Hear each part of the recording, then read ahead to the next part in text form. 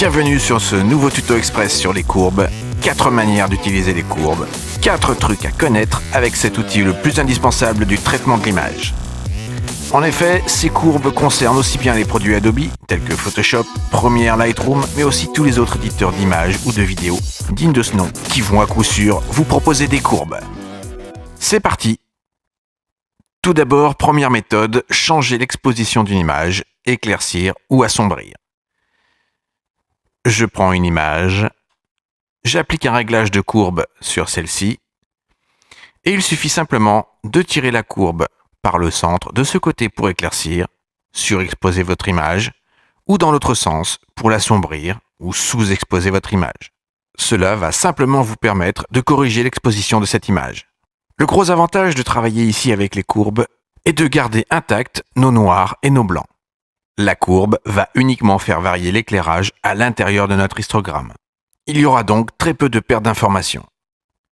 Ce qui n'est pas le cas avec les niveaux classiques. Cependant, si le programme vous le permet, je vous invite à passer votre calque en mode luminosité, pour ne pas affecter les couleurs. Ce qu'il se passe, c'est que le réglage RVB, le réglage global, va également affecter les canaux individuels de rouge, de vert et de bleu. Donc, en même temps que la lumière, je vais booster le cyan, le magenta et le jaune. Et comme vous le voyez ici, en mode normal, j'ai une couleur très vive sur la peau. Par contre, si je bascule en mode luminosité, les canaux RVB ne seront pas impactés et je vais juste travailler sur l'exposition. Deuxième truc à connaître, le contraste.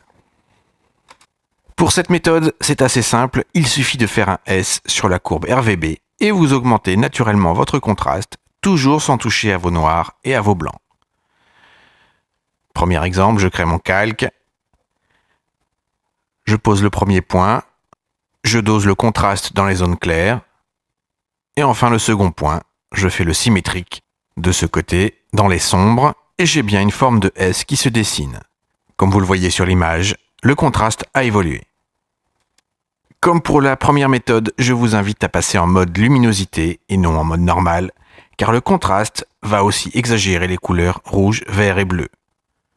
Ainsi, votre contraste n'affectera que l'exposition de l'image.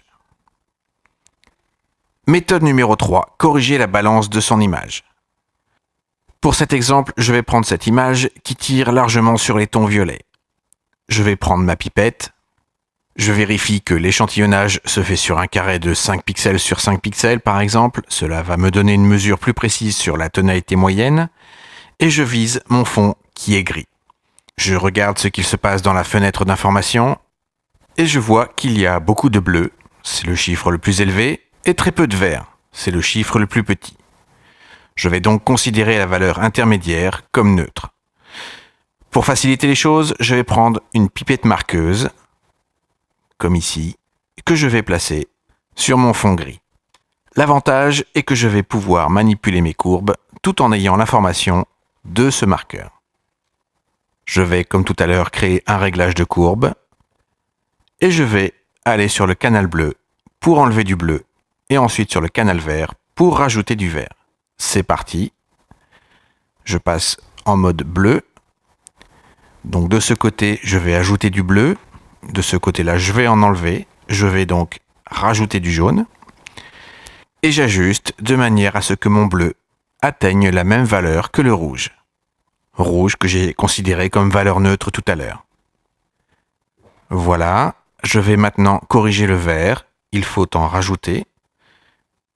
Je regarde en même temps mon fond, qui doit rester neutre, ni trop vert, ni trop magenta. Et maintenant, mon fond est redevenu gris. Les valeurs de ma pipette marqueuse sont uniformes, et en même temps, ma teinte de peau est redevenue beaucoup plus naturelle. Je viens donc d'utiliser les courbes pour équilibrer mon image. Enfin, quatrième méthode, faire un split toning ou donner un look à son image. Il existe autant de méthodes que de tutos sur le sujet du split toning, du color grading, du look cinématique ou du look hollywoodien. Voici une méthode très simple avec les courbes. Le look hollywoodien se définit par une image bleue, bleu-vert ou vert selon les films, dans les zones sombres et des teintes jaune-orangé dans les hautes lumières. C'est parti avec nos courbes. Donc je souhaite que mes noirs et mes sombres soient teintés de bleu-vert.